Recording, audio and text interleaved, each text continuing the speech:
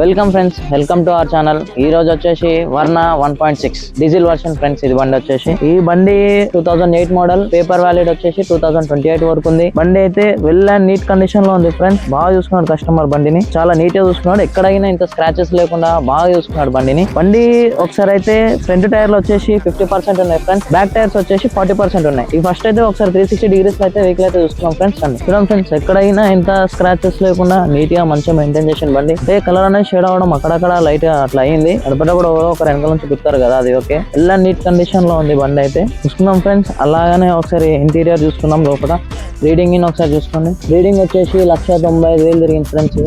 Tape వచ్చేసి original tape ఉంది, Sony ఉంది. ఇంత ఇంటీరియర్ చూడండి ఫ్రెండ్స్.